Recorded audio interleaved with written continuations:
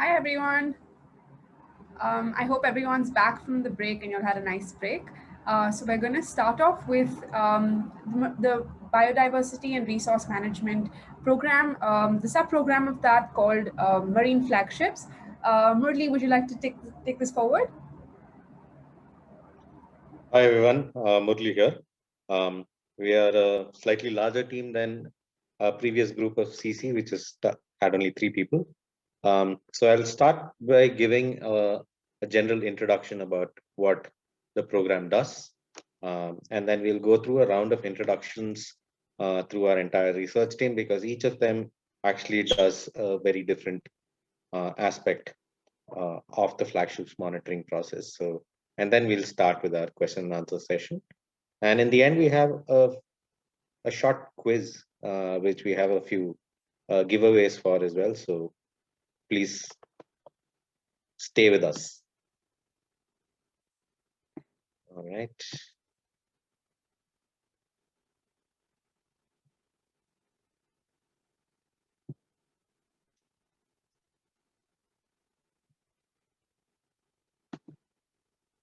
Yeah, can you see it in full screen now? Yeah. Yeah, so the biodiversity and resource monitoring program induction is split into two separate subgroups. One which is looking at monitoring charismatic marine fauna, which is the flagship species group, as we'd call it, and the other, which you'd be hearing about later, which is looking primarily at fisheries. Now, we chose uh, the marine flagship species and studying them through a lens of ecology, but also communicating the research that we find through various platforms, as it is easier to make a connect with a broader audience because of their popularity. And some of these species include species like turtles and sharks. But at the other end, we have identified other species which are equally important, found in the same habitats and face similar threats, but could also be highlighted in the process. So we started like work on sea snakes, which people don't know much about, and also about rays, which are the other elasmobranchs and cousins of sharks. This is done by a series of researcher-led programs. We do a lot of in-water research monitoring as well as land-based monitoring, and also a lot of desk-based research. And you'll hear more about it as you go through the profiles of our teams. So currently, the flagships program is headed by Karthik Shankar and myself, and we have our project staff who are joining us today, which includes Adit, Tanmay, Hari, Suneha, Ria, Ashwini, and Chandana. The photos don't have names on them, but I hope as people introduce themselves, you'll be able to identify them as well and connect with the work that they do. Apart from the researchers in our program, we are also supported by a huge field team. Um, and these are members of the local community in Odisha and the Andamans, where we've had our longest um, engagement. And they have been involved in um, like helping collecting information, maintaining connections with the local communities, helping with outreach programs, and expanding the scope of their work. And in cases of Andamans, this also requires a lot of skill in living in remote areas, and it is supported by a bunch of uh, different folks over there. So the team consists of a lot of people studying these interesting animals in different parts. So where all do we work? Our main focus has been in the coast of Odisha and the Andaman Islands, where we've been studying the olive ridley turtles and the leatherback turtles since the inception of Dakshin. But over the years, we have also initiated programs which have looked at fisheries of sharks and rays in Maharashtra, the effects of fisheries on sea snakes in Maharashtra, um, and some pilot studies on green turtles in the Lakshadweep Islands. And this is also supported by other in-water research work, which looks at the health of reef systems, involving both researcher-led programs as well as the initiation of a citizen science program, which we'll hear about soon. So apart from the detailed research that we do studying the ecology, biology, and behavior of species and the interactions with habitats, we do engage in a lot of public outreach as well, and we have people who have been involved in preparing content in the form of posters, booklets in local languages, biannual newsletters, which is the Indian Ocean Turtle newsletter, which which we publish out of Dakshin, as well as information websites such as Sea Turtles of India, which not only contains information about sea turtles, but regular updates in the form of popular articles like blogs and interviews as well. The Reef Log program, which is a citizen science program, which is looking at dive-based data collection from citizen divers, is something that was developed by Dakshin in partnership with different organizations, and it is being taken forward in collaboration with other dive-based agencies across the Indian coast. We do also prepare material out of the research that we do, which help in public engagement, such as posters and banners, which are set aside. And we have also recently launched an information website, which is an online exhibition, which you can visit at aribada.in, which contains a gathering of stories which have been put together and curated by Dakshin and our partners at WWF India. This was initially made as a physical exhibition, which was held in Delhi and then later moved on to Goa. But due to the pandemic, since we couldn't bring it over to Bangalore, we've converted it into an online platform where you can read about a lot of these stories about turtles and what we've learned over the years. In future plans, we do want to expand the work that we do in terms of expanding like things that we have done well in terms of the websites like Sea Turtles of India into focusing on other fauna like sea snakes, including and also developing tech-based solutions for monitoring monitoring fauna such as sea turtles using telemetry devices, which we are developing in-house, as well as introducing a photo-based mark recapture model for studying turtles on the Lakshadweep Island, as well as potential for looking at aerial-based surveys for coastal and marine wildlife. So yeah, we are quite active and we do post a fair amount of content on the Dakshin platform as well, but we do also have a Sea Turtles of India Instagram page, which you can follow, and you can get regular content from us. Yeah, and we will have a quiz at the end of our session, that is at the end of the hour, and I'll come back to this presentation back then. So that's it from me. I'm Murli. I'm the field director at Dakshin, and I've been working with the Flagships monitoring program as a researcher who began his work in Orissa and now coordinate the program activities all across the Indian coast. So I will call upon each one of my colleagues in order to introduce themselves based on how I see them on my screen, so that they can introduce themselves and a brief introduction about the project that they carry out in Dakshin. So we can start with Adit. Hi everyone, I'm Adit. I've been working with Dakshin since 2008. I started off working on a turtle project in Orissa, and right now I'm working on leatherback sea turtles in the Andaman and Nicobar Islands. So it's a collaborative project that's been monitoring 2 beaches, South and West Bay in Little Andaman Island. We've been monitoring since 2008, so we have a lot of data, and we've also use satellite telemetry to track these turtles to see where they go back after they finish nesting. So there's a lot of outreach and communication that also happens along with this project. Tanmay has helped me out with some of the surveys as well. Murli and I have also been doing a lot of capacity building and outreach programs. So yeah, I'm also the base manager for Andaman Nicobar Environment Team Field Station.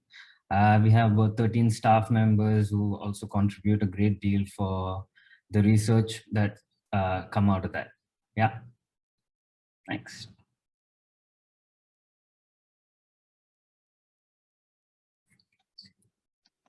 Priya? Hi everyone, my name is Priya. I'm the outreach coordinator for the Sea Turtle program. I basically handle the Sea Turtles of India website that Murli had shown to you, and I also create and assist and manage the content for the Sea Turtles of India website and the Aribada.in website, and I help with IOTN as well sometimes, the Indian Ocean Turtle Newsletter. Apart from that, I mostly help with the creation of other outreach material in the form of, we have a coffee table book coming out, and so I help with the content for that. And I also help with all of the reports in terms of copy editing and that kind of stuff. So yeah. Tanmay? Hello, everyone. My name is Tanmay. I'm a marine biologist, and I've been based out of the Andaman Islands for the last 6 or 7 years, and been associated with Dakshin for the last 2-3 years, I guess. So over the last few years, I've managed to get a chance to work on different marine and coast ecosystems in the Andamans. And my larger research interests lie in coral reef ecosystems and coral reef fisheries. At Dakshin, I'm coordinating this project called the Long-Term Ecological Observatories, or the LTEO, which is a recent initiative that was started by the Ministry of Environment, Forest and Climate Change to understand how climate change and other anthropogenic or human-induced stresses impact or influence different ecosystems across India. These include forests, grasslands, soils, as well as species groups like herpetofauna, insects, and so on. Dakshin heads the marine component of the LTO project, which is based out of the Andaman Islands and is a collaboration between Dakshin Nature Conservation Foundation and the Indian Institute of Science, wherein we will be carrying out long-term monitoring of coral reef ecosystems, seagrass, meadows, sea turtles, and reef fish. Unfortunately, I don't have a lot of interesting research findings to share because this project has only recently started and we haven't been able to do field work yet. But do check out the LTO website and updates on Dakshin and other places. Yeah, thank you.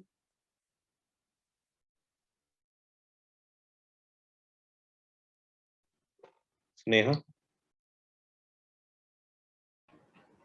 Hi everyone, my name is Suneha. I'm a marine biologist and I'm a research affiliate with Dakshin.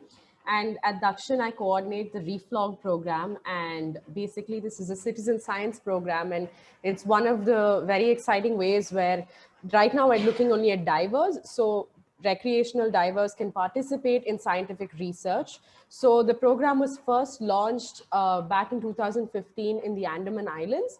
And I joined the project in 2020, and we're planning to launch the program across dive centers in India. So if you are a certified diver, you're more than welcome to join us in this program and volunteer to help us collect very important ecological data on India's reefs. Our website will be up soon, and we will be putting up information about how you can participate very soon. Of course, just like what Tanmay said, a lot of the program has been affected by COVID because, of course, tourism and diving has been affected by the entire pandemic. So we're sort of waiting for things to normalize before we can really launch it properly. But please stay tuned for more updates about when we'll be launching and how you can participate and what role people like divers can play in conservation in India at large. Thank you. Ashwini? Hi, everyone. My name is Ashwini, and I study sea turtles. There are a couple of projects that I'm working on right now. The first one is to study the global distributions of sea turtle for all the species of sea turtles. Basically, we get data from our global collaborators around the world, and we put together all that data and we model that information and try to get basically a map of how likely the turtles are to nest in what place. So it's a very exciting project which involves a lot of people, and it's a lot of fun to work with as well. The second project I'm working on is one that I mentioned about the leatherbacks from Andaman Island. Basically, we studying their migration. We uh, get their locations while they are migrating, and then we try to see what we can learn from that about what kind of environment they prefer, etc., etc. So that's basically what I do. Thanks. Thanks, Ashwini. Hari? Hey everyone, I'm Hari. I'm a research assistant with Dakshin Foundation. I work with the Green Turtle project in Lakshadweep. So I'm an ecologist and I'm interested in studying animal movements, how it influences their survival, fitness, and the role they play in network ecosystem network processes. Based on gaps that we have identified from the pilot studies in Lakshadweep, we are going to establish a movement ecology study of green turtles. We are partnering with a local tech company called Acturis Inc. to develop an inexpensive radio telemetry system. So hopefully we'll have radio tags by the end of we'll have green turtles tagged with radio tags by the end of next year. And also we already have an existing study which uses photo identification to identify individual green turtles. For this, we have partnered with local dive personnel in Lakshadweep, and they will provide us with images. And we will identify each individual green turtle by the unique pattern of scales on their faces. And also, we are going to establish a flipper tagging study as well on green turtles in Lakshadweep. So hopefully, we hope to unravel the mysteries of green turtle movement, like where they forage, which are they migratory, are they resident, what are their activity periods. We hope to understand a lot about green turtle ecology with this project. Unfortunately, because of COVID, it hasn't really kickstarted yet, but it's slowly gaining traction. And that's it about me. Thank you. Thanks, Hari. Chandana? Yeah. Hi, everyone. I'm Chandana. I work as a research assistant at Dakshin. I have a master's in climate science and policy from Delhi University in Delhi. And for the past 2 years, I've been working with Dakshin on their long-term monitoring project of olive ridley sea turtles in Orissa.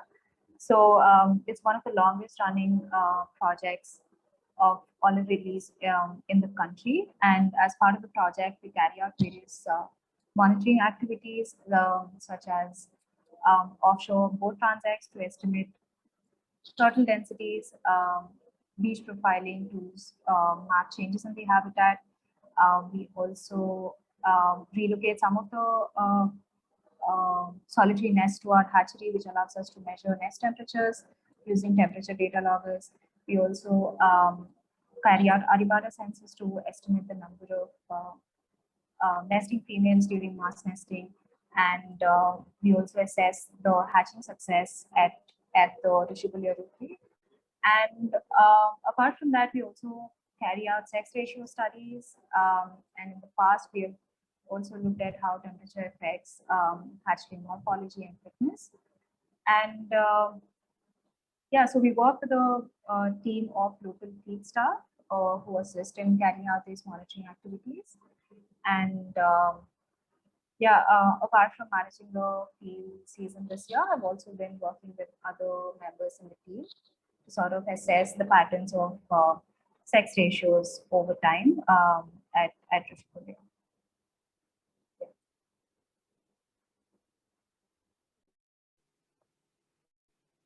Thanks, Chandana.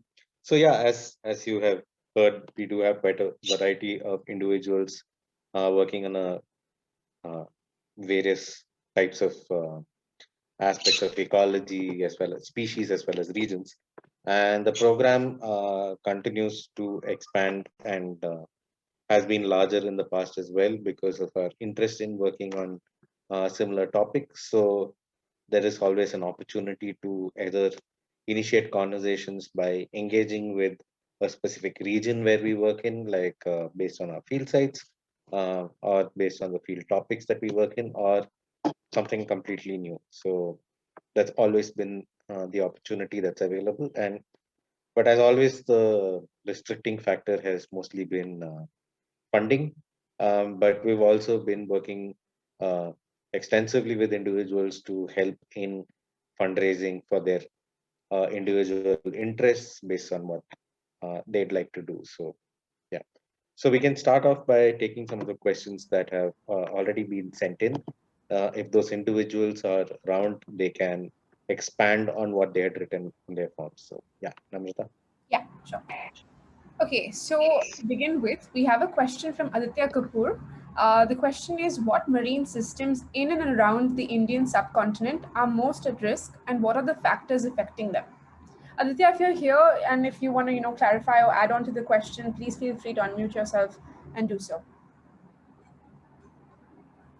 I think the question is clear. Okay, awesome. All right. Yeah, thanks, Aditya.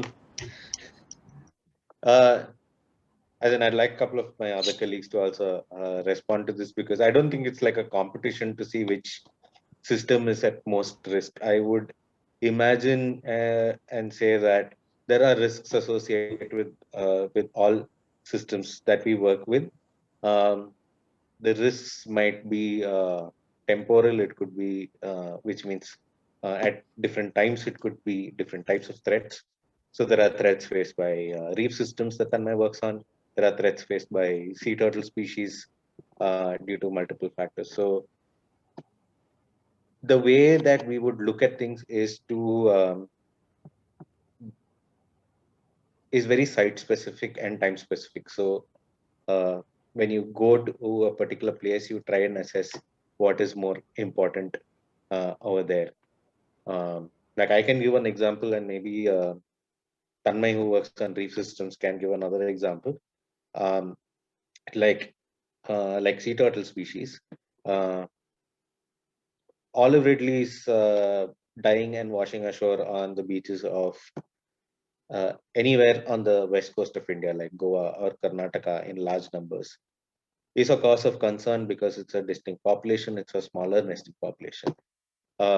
It is in nowhere comparable to what would be happening on the east coast, because the population is 100-fold. Like there are more turtles, for example, there are more turtles nesting in sporadic nesting beaches on the coast of Odisha than almost the entire west coast of India and islands put together.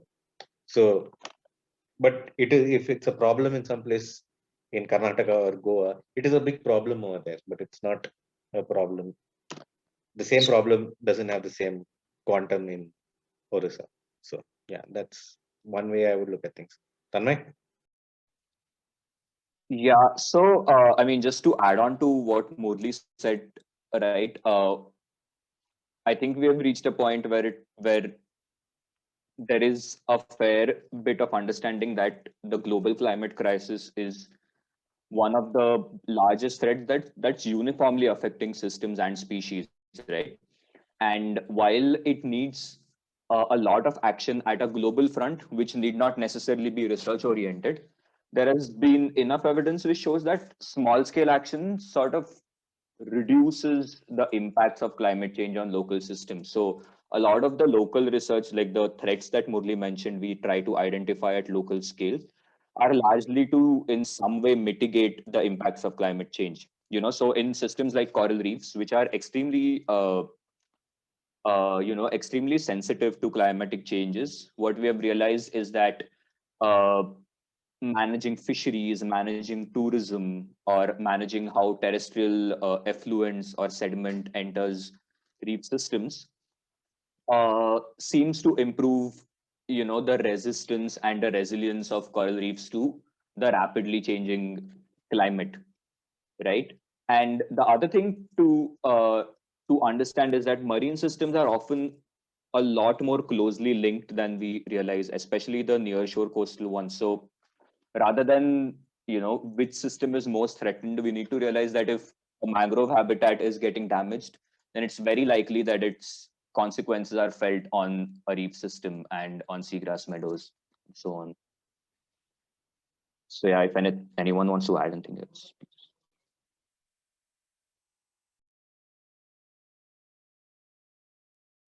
I hope that answers you, Aditya. Yeah. Okay. The next question is by Asba.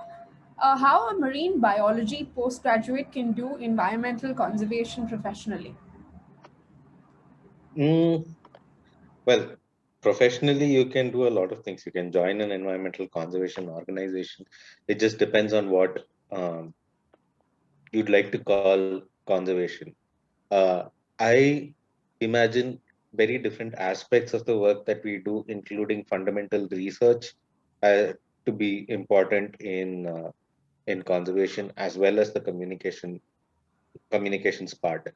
There could be extremely tech crunching, number crunching work that goes on, like what Ashwini does, which tells a lot about global patterns of association, which is very technical, but it doesn't seem very conservation-y to some people. But the knowledge system that is gathered is, I think, is very important in that sense. On the other end, even stuff like what RIA does with the outreach and communication is equally important, but the content is coming from somewhere else based on field-based work, and where that knowledge is coming in from and the data is being collected, whether it's by scientists or by citizens, I think, yeah, there are different ways that you can engage. So I would advise that, find a niche where you would like to focus on, or you could try and do a bit of everything like the flagship group does. But like, don't take it on too hard that, you're not doing something over here, like very specific, like we have people from different backgrounds also within our group. So a lot of us are biologists and everything. We have Adit, who's been working with us for 10 years, whose undergraduation was in visual communication. Ria is an undergraduate as well. Ashwini is has an engineering background. So I think you can use skills from different sources to expand on the kind of work that you do. Does anybody else have anything to add? Suneha? Yeah, I think it just kind of mirrors what you were saying, Murli. I think it's important to realize that there's no one particular way to contribute to conservation. And the work that I do, for example, is not primarily research based, right? We contact researchers, like Tanmay is a part of our research team, and he helps us formulate a lot of the data collection slates that we use for reflog. So a lot of conservation work might not be, as Murli said, conservation-y, and conservation itself is a very wide field. So there's art and outreach, there's writing, and which is primarily a lot of what RIA does. There's hardcore research, which is a lot of what many members of our team do. And then there's a lot of communication work as well, which is just speaking to people in different stakeholders. Like what I do is speaking to researchers, speaking to divers, speaking to dive centers, and trying to put all of that together in one program. So there's a wide range of things you can do, and it really depends on your skill set. Apart from just your degree is really your basic level, and what really matters is what your skill set is and what your strengths are and what you enjoy doing. And I think that's when you'll contribute the most and you'll get the most out of the conservation field.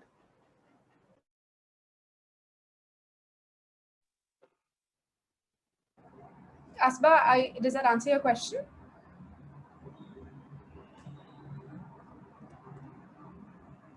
Okay, not sure if you're here, but I'm going to move on to the next question.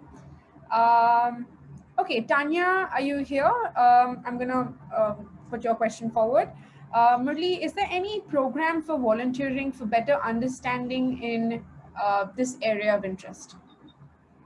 So the flagships program, as this All of Dakshin, does take in volunteers and interns on a need base um, as well. It isn't like constantly open. Um, Field-based volunteering options are limited due to logistics, the species group that we work in, and permissions that are involved. So it's always helpful for somebody to have a bit of a background to get involved in this, but it isn't an absolute necessity. So it's always, again, like, I think, time-based. So I think the only advice is keep writing, keep checking what we're doing, and we keep putting out calls for volunteers, job opportunities, and everything. So, yeah. Just to add to that, Tanya, just stay in touch with our social media handles, and whenever there is an opportunity, you'll definitely hear about it. Okay, the next question is from Biswajit Mahari. How to monitor marine flagships and join the program in Odisha coast? I think a bit of that was answered in the previous response as well.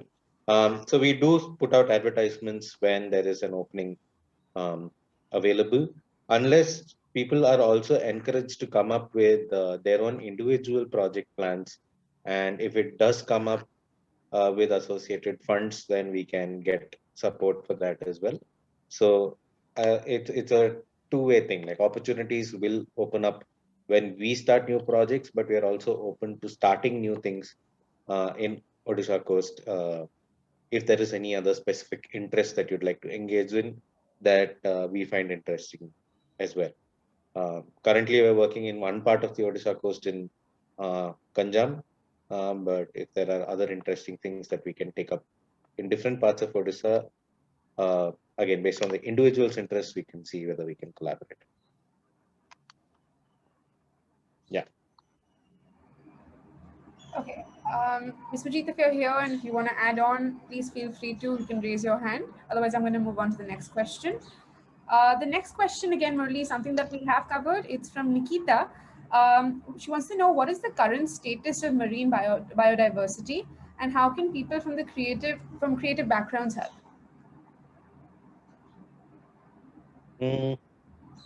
Tanmay, do you want to answer that?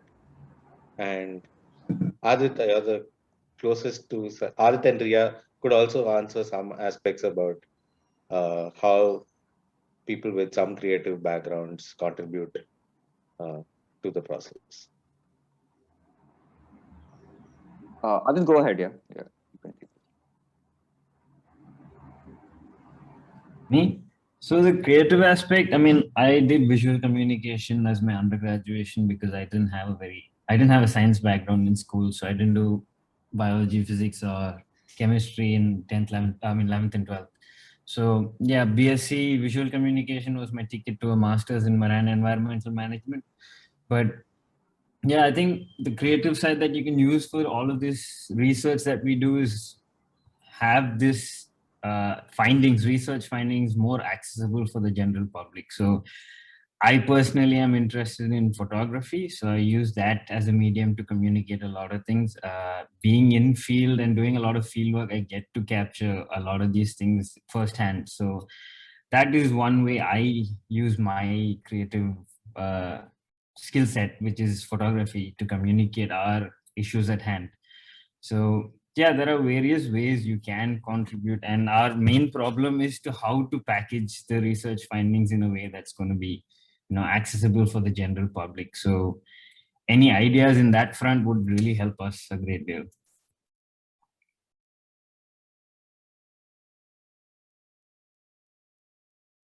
Tanmay, do you want to add to that? Yeah, I mean, Adit gave photography as one example, but also like a lot of creative writing is something which the conservation community some way misses out on. So there's like really good research happening, but there's no bridge between communicating, research to someone who might not have a very research oriented background. So I think I would think, like Suneha mentioned in her when she was talking about how conservation is really multifaceted and it's not about researchers. So I would in fact feel like someone with a creative background has a lot more to offer in terms of actually seeing things happening on ground. And it could be something as simple as being able to talk to people, or being good at interacting with people. Things I feel a lot of researchers struggle to do. At least I do.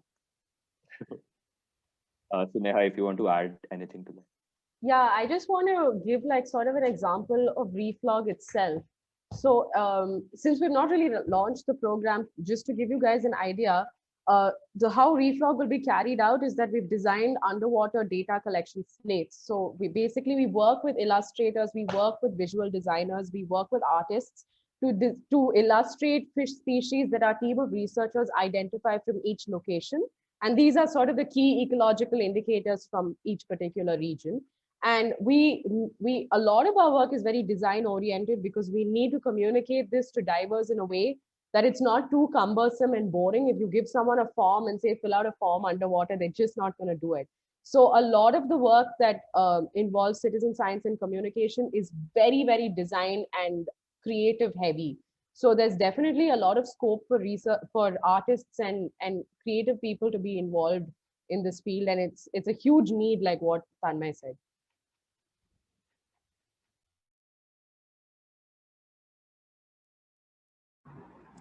Ria, would you like to add?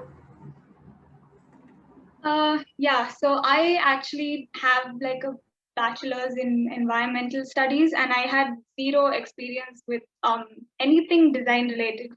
But now with working with social media and things, I think it's a lot of self-learning as well. Like if you really want to explore the creative side and help out with stuff like that, YouTube is a great resource. You have enough lessons on like things that you could learn from there. And I think, yeah, I mean, you just have to try out a lot of different things and play to your strengths. So if you do have like Tanmay said, if you are good at speaking, or if you are good at photography or whatever, I think it's a great place to like be the bridge between the researchers and the public. And that's how I sort of sometimes design some of the content for Sea Turtles of India, because I don't really have a research background either. So I just sort of like read things, and whatever I find interesting, I try to like bring that aspect of it into something that I would find interesting to read or learn about. So I think it's important to try to combine all of those different things, and then, yeah, try to see if this is something that is something you can. And I think social media also now is a really great place to communicate research and findings and everything, and you have so many good sites that do that. Like Current Conservation is a great one. Namrata runs a site called A Little More Conservation, which is really nice. There's Know Your Fish out there. There's like Sea Turtles of India. There's a lot. So I think, yeah, it's important to just find your what it is that you like and what speaks to you, and try to do something related to that. Awesome. Thanks, Ria. Okay, quickly moving on to the next question because we're running short on time. The next question is from Ashwit Shetty. He wants to know how much field experience is enough field experience, and are freshers welcome?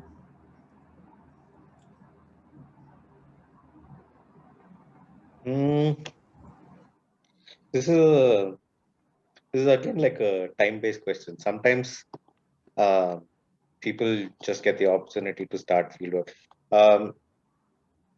I can give an example. Like I started work in Orissa where I met Adit for the first time, and I'd never seen a turtle in my life apart from studying them or reading about them. And Adit was somebody who had worked with turtles since he was a child, like 12. You pick up skills along the way, and volunteering, joining along with organizations with activities that they do will help you pick those up.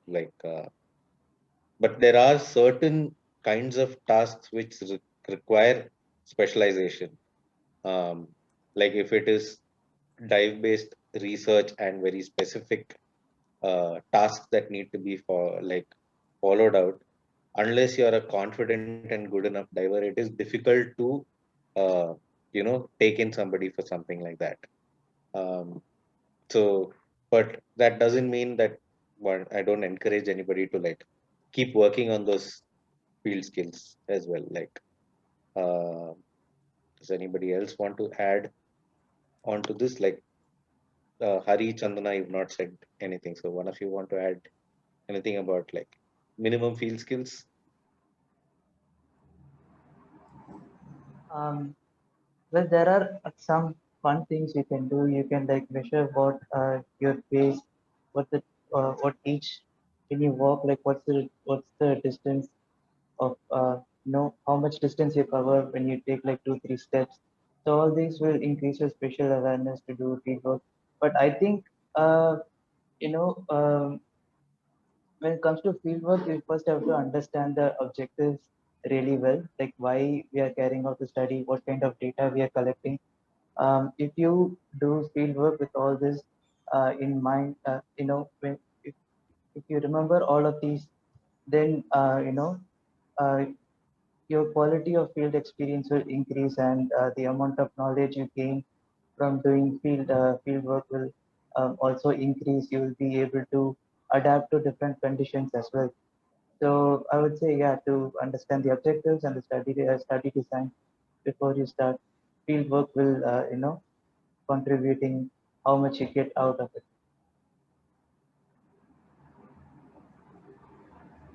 Yeah, so to sort of add on to that, I don't think there's like a metric of how much field work you need to do to sort of get into a project or something, because I didn't have a lot of field work experience before getting into research, and most of the stuff you sort of pick up and learn as you go.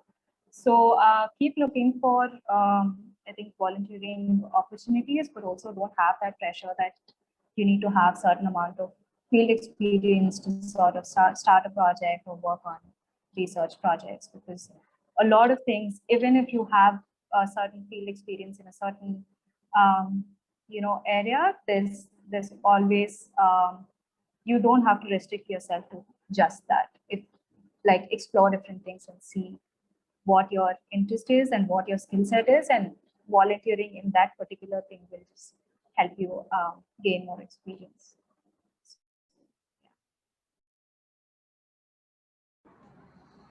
Awesome. Okay, so I'm gonna pose the next question, and I'm gonna combine it. It's from Aditya Kapoor and Biswajit Mahari.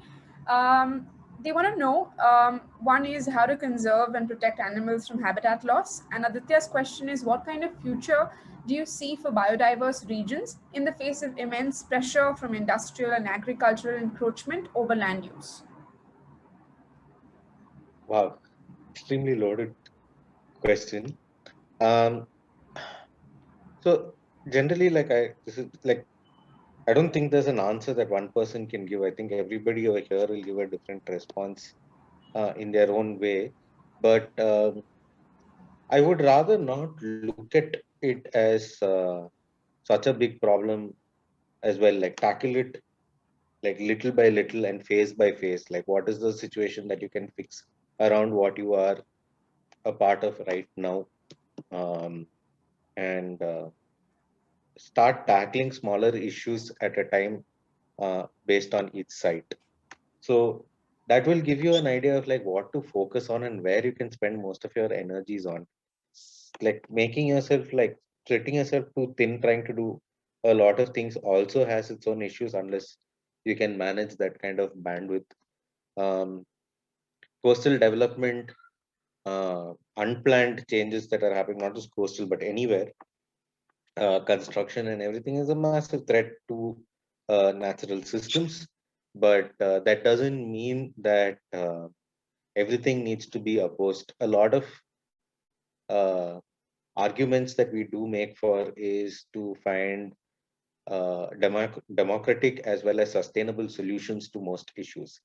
For example, like the most one very common issue that is like spreads across the marine systems is the threats caused due to fisheries or overfishing and everything. It is it's too complicated a problem to stop that entirely with just one decision.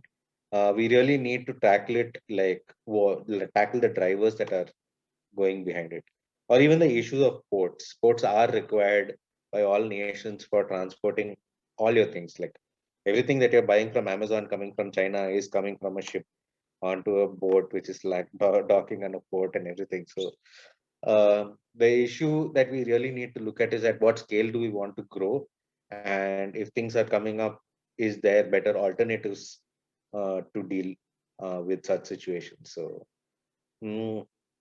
yeah, I think that's the way I would look at it. But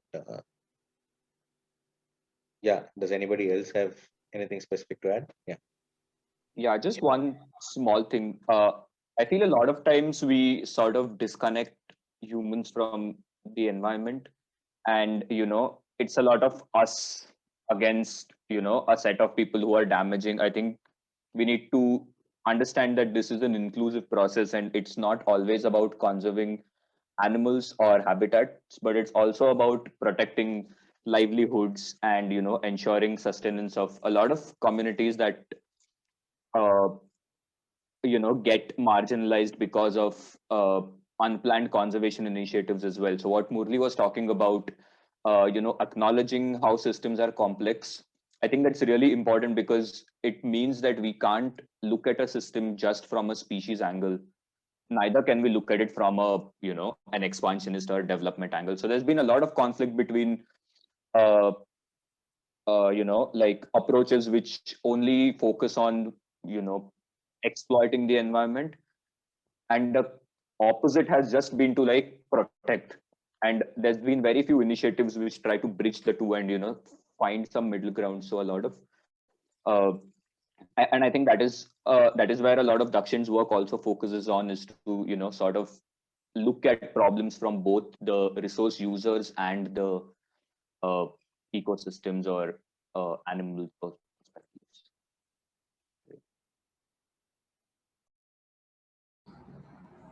Great, thanks, Tanmay. So we've covered most of the questions at the time of registration, but in case I've missed it, please do add this into the chat box. I'm going to start covering the questions that I have been asked here. So we have a question from Rachit Kumar.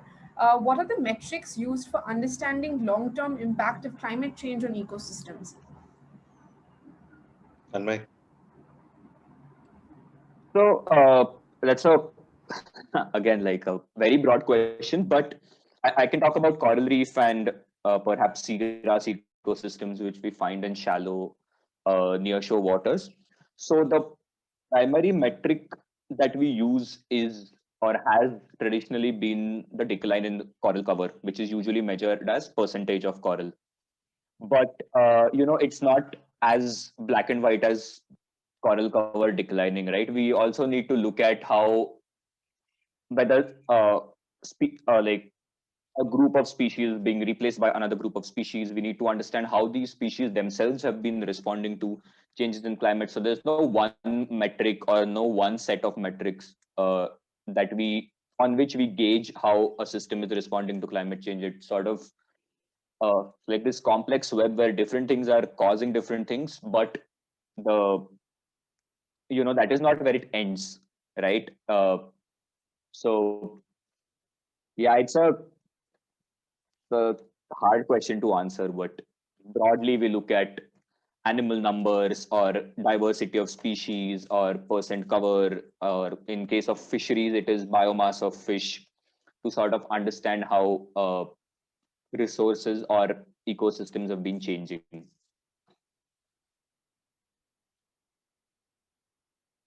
Yeah. Does that answer? Namrata, you're on mute. Sorry. Rachit, does that answer your question? Would you like to unmute yourself and let us know?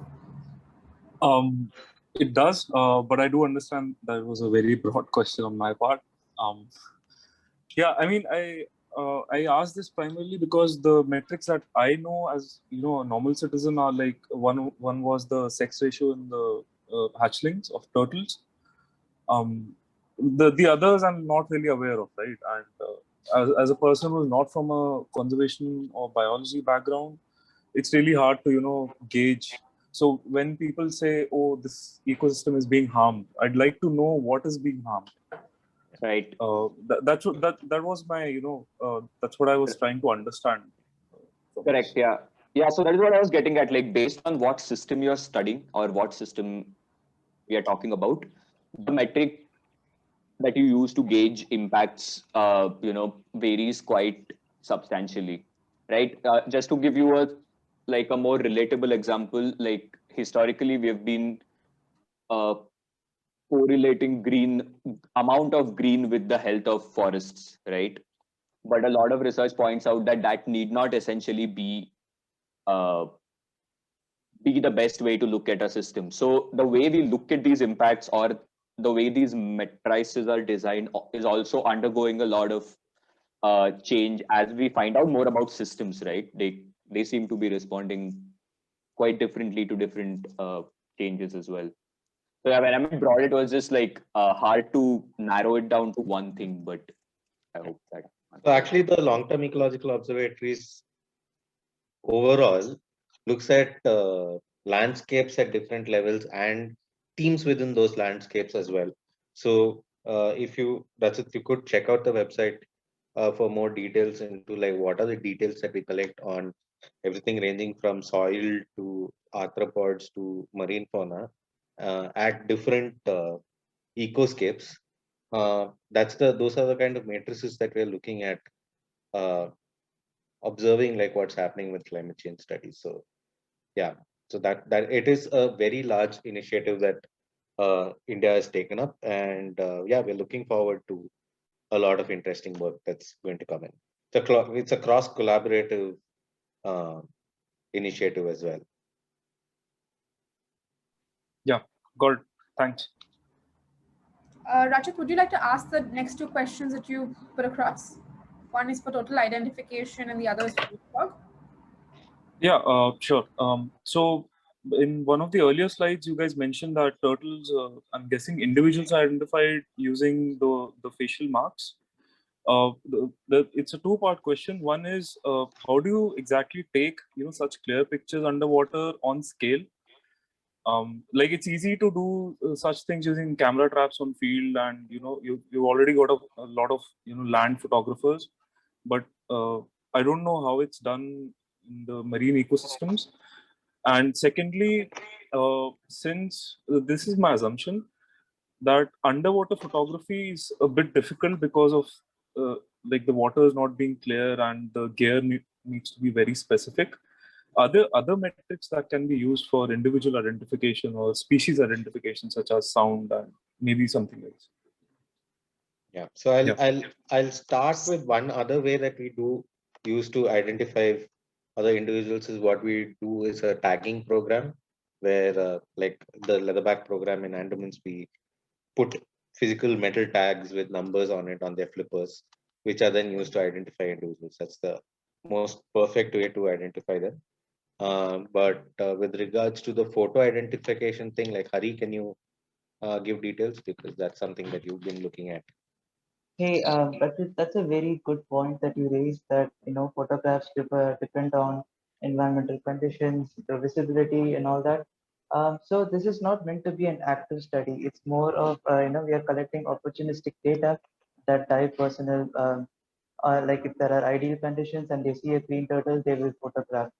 So it is not something that we are going to actively go and collect data for, like silk transects and go along and take photographs of green turtles. No, so it is something that we have. We are collaborating with the dive personnel in Lakshadweep, all the dive masters.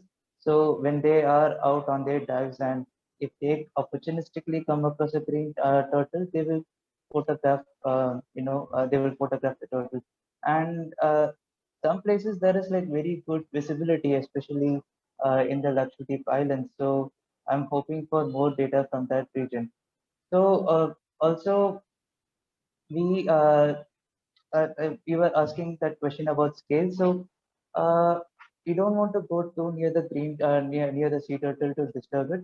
But what would be ideal is a photograph of the left and right side of the face, so that each position and the number of sides that each scale has on the turtle's face is visible.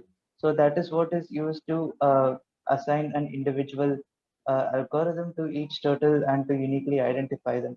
And also like another photograph that covers the whole body to just look for some injuries or some permanent scars that could, uniquely ID the turtle. So even if you take a photo with a GoPro, I think if you take a photograph, if you're not disturbing the turtle much, you can go like maybe 2-3 meters near the turtle, and you can still zoom in to the face and identify the size, uh, identify the position and the shape of facial skills. So that would be enough. And also, I mean, we don't have any acoustic monitoring programs to to monitor turtles, but we don't have it in Dakshin, but it is a study that is used to study biological diversity of fishes in breeds, um, and also to measure photosynthesis of marine algae in reef systems as well. Yeah, it is. Acoustic monitoring systems are slowly gaining in, they're increasing in use. I hope that answers your question. Yeah, thank you. That answers it. Awesome. Rachit, I know you have 2 more questions, but since we're really tight on time, can we send the answer to you on email? We'd like to Yeah, sure. Definitely.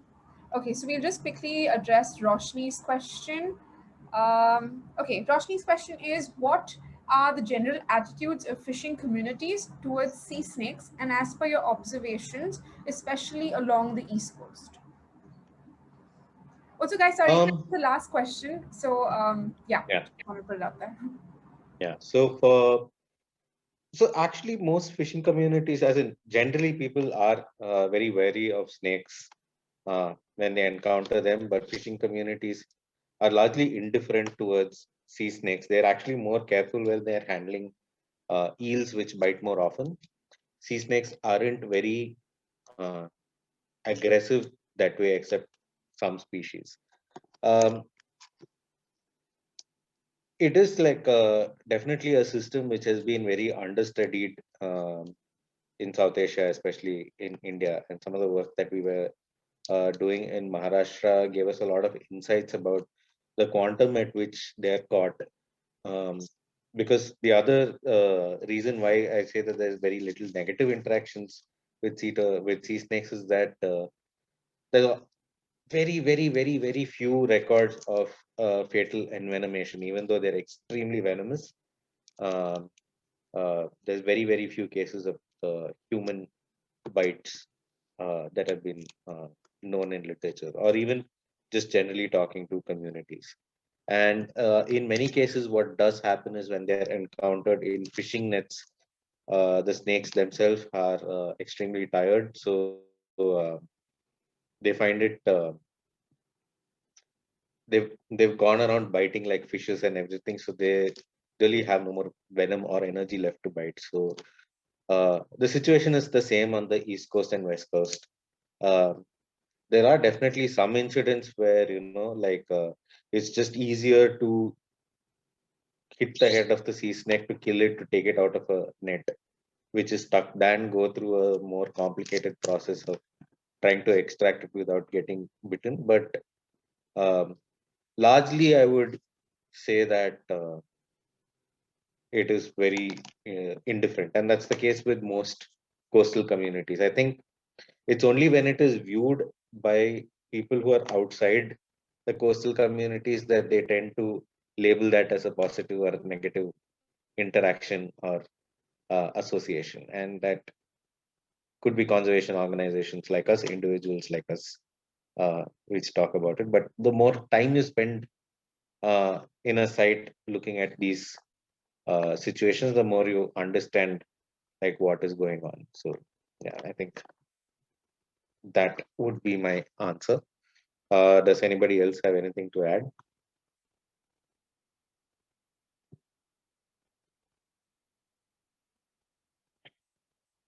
All right. So now that we're done with that,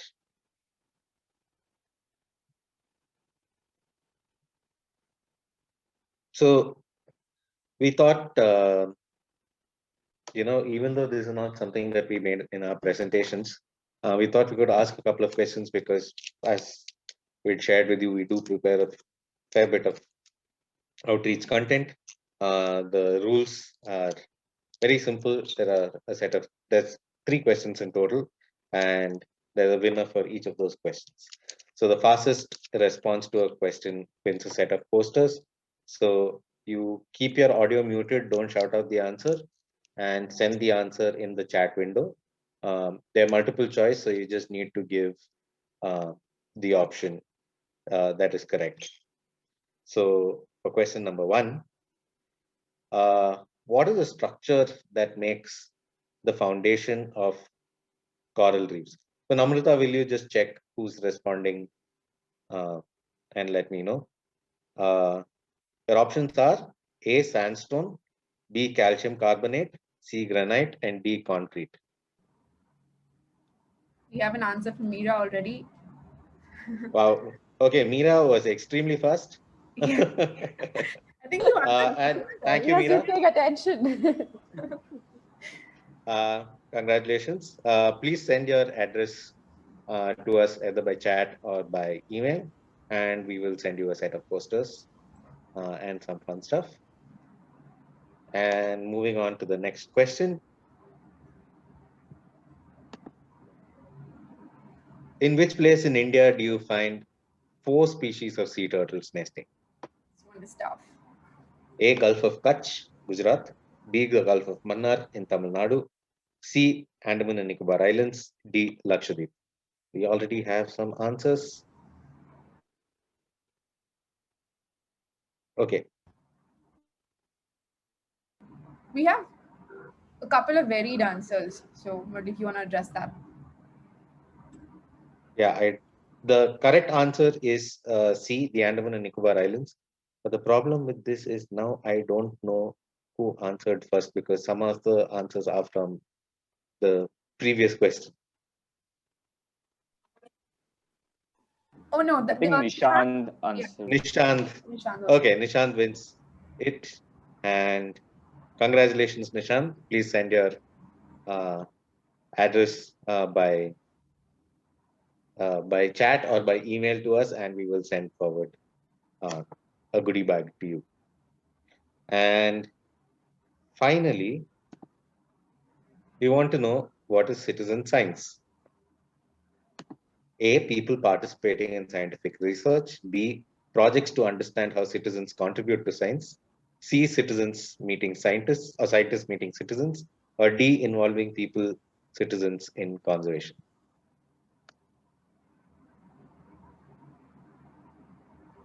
And that was our last question. Well, the correct answer is A, involving citizens in scientific research. It's a little different from involving people in conservation because we're doing citizen science. As the name suggests, we're trying to involve people in collecting data, and that's the primary aspect of citizen science. So I don't know who guessed it correct first, but the answer is A. Congratulations, Nikita. Please do send us your address so we can send you your goodies. Yeah. And as I mentioned before, you can get in touch with us through our email IDs, which are available on the website or through any of our social media platforms. You can contact us as individuals, or you can contact somebody who might connect you to an appropriate person. So yeah, I hope you guys had fun and learned more about the kind of work that we do. Thank you so much.